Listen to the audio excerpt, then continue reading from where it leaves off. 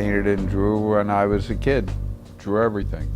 No, I wasn't really encouraged to pursue it. It came about because I was passionate about doing it. The creative process as a whole, for me,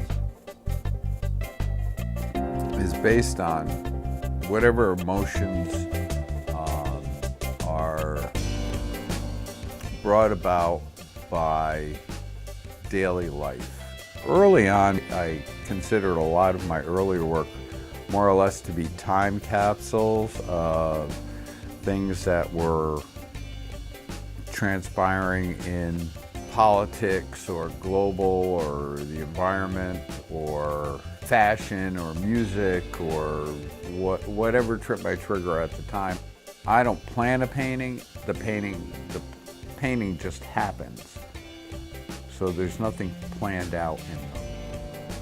I've always liked color, period. I get fascinated. I can get lost in purple or a blue. I like the power in the color. Now, I started with a lot of raw color. I like raw color as opposed to mixing color because of the power of the palette. In the 80s, I worked with a lot of fluorescent colors in the 80s. I was experimenting heavily with fluorescence. And they pushed, because you're working with light, you're working with a different type of light. You're actually working with light when you work with a fluorescent color as opposed to working with light fastness and how the light bounces off and what the perception of your eye is.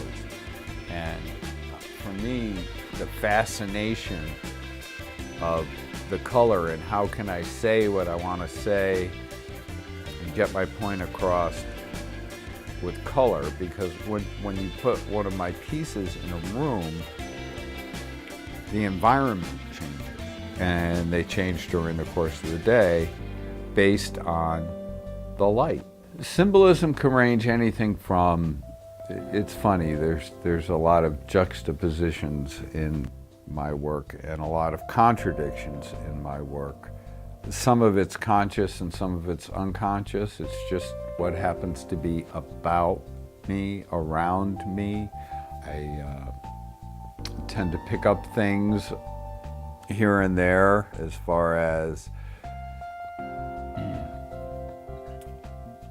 to collect things. I collect Buddhas at one point, I collected this at another point, that at another. I just pick things up because they're interesting and I may wind up using them later as to make some form of art. I love beautiful women. Who doesn't? You know, that's number one. Now, as far as eroticism, is it erotic or is it sensual or is it pornographic or is it, everybody has a different outlook. Sometimes a woman is just a woman. Sometimes a pose is just a pose. It just fits, or there's a certain subtlety to it. For me, my whole philosophy, number one, is I want my art to make a difference in the world. I want emotion. I'd like the viewer to be captivated. I'd like the viewer to be drawn in. And what I try to do and hope I accomplish and feel I do sometimes, not always, but sometimes, no art is perfect, and is to capture something that is going to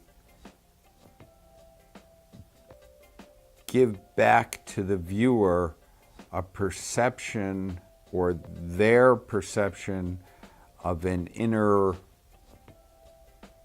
self, see something different, not only in maybe the work or the world, but also in themselves at the same time.